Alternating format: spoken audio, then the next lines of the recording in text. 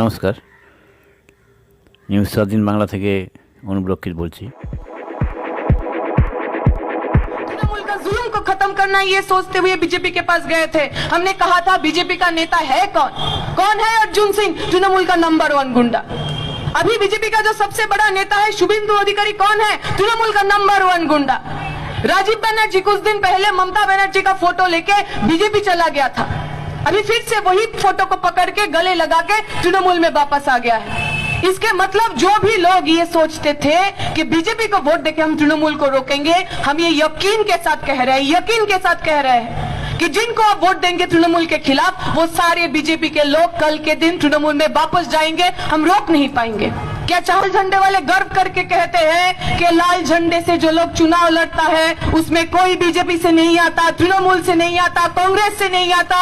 2011 के बाद से जिन्होंने लाल झंडे करने के कारण मार खाया है, गोली खाया है, लाल झंडे की करने के कारण जिनका घर छूट गया है, सिर्फ सीपीआईएम करने के कारण, वामपंथी राजनीति के करने के कारण जिसका पढ़ाई छूट गया, नौकरी छूट गया, वो लोग हमारे संपद है। कोई गुंडा, कोई चोर, कोई मवाली, कोई दंगाई हमारा कोई संपद नहीं है। उन लोगों को हम टिकट नहीं देते, हम गर्व से कहते हैं, फकर से कहते हैं। तृणमूले नेताদের ঘুষখোরদের মধ্যে আবার ক্যাটাগরি আছে। কেউ শিক্ষিত ঘুষখোর, সে ঘুষ নেবার পর থ্যাংক ইউ বলে সৌগত রায়। কেউ আবার এত তার ঘুষ খাওয়ার তারা জামা পড়তে পারেনি, স্যান্ডো গেঞ্জি পরে সকালবেলা হাত পেতে ঘুষ নিতে চলে এসছে, ববি হাকিম। আরেকজন আছে এই এলাকার, তিনি খুব নামকরা মানুষ এই পুরো এলাকার। তিনি এত তার আর কি টাকা নেওয়ার তারা, ঘুষ নেওয়ার তারা, इतना जल्दी था उसका रिश्वत लेने का, ठीक से नींद भी नहीं खुला, आंख भी नहीं खुला, आधा लेटा हुआ है, उसमें भी पैसा ले रहा है। मदन मित्र, ये जो घुसखोर लोग हैं, ये लोग जो हाथ फैला के पैसा लेने के पहले जिनको शर्म नहीं आता, वो वीडियो वायरल हुआ उसके बाद भी जो लोग मीटिंग में आते हैं, जुलूस में जाते हैं, अपने आप को नेता मंत्री करार देते हैं, क्या इन लोगों के हाथ में आपका, हमारा बच्चों का भविष्य सुरक्षित है? हमने देखा टेट लोगों को, शिक्षकों का जो नौकरी है उसको लेके किस तरीके का करप्शन हुआ। आप सोच लीजिए, आप अपने बच्चे को स्कूल में भेजते हैं किसके लिए?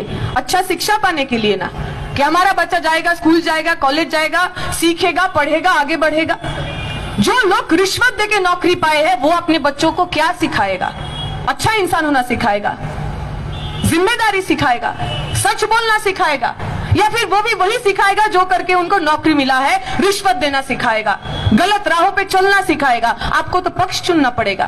क्या ऐसे लोगों के हाथ में आप अपने घर का बच्चा, अपने परिवारों का बच्चे का जो भविष्य है, हाथों में ये देश कभी सुरक्षित रह सकता है?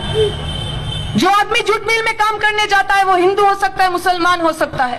जब अगर कभी जूट मिल में कोई एक्सीडेंट हो जाए, उसको जब अस्पताल लेके जाते हैं, उसको खून की जरूरत पड़ता है, जब उसका श्रमिक मजदूर भाई, श्रमिक मजदूर दोस्त उसको खून देता है, कोई पूछता है कि किसका खून है, ये हिंदू का खून है या मुसलमान का खून है? जब हमारे घर में कुछ जरूरत होता है, जब लॉकडाउन के समय हमारे घर में खाना नहीं था और रेड वॉलंटियर बनके हमारे इस वामपंथी लोगों के घर में खाना पहुंचा दे रहे थे, क्या हमने उनसे पूछा है अब हिंदू थे या मुसलमान थे, सीपीएम थे, तृणमूल थे, बीजेपी थे?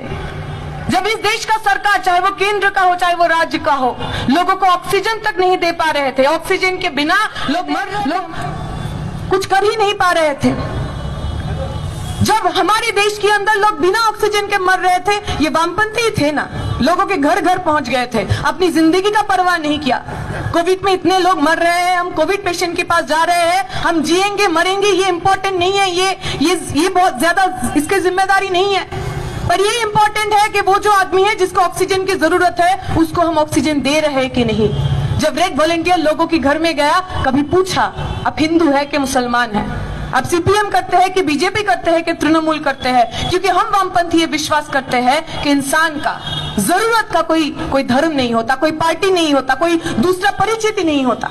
जब हम लोगों ने सब कुछ भुला के एक दूसरे के साथ, एक दूसरे के पास खड़े रहे, तो इस वक्त जब धर्म के नाम पे, जात के नाम पे हमको बांटा जा रहा है, हम एक दूसरे का हाथ नहीं पकड़ेंगे।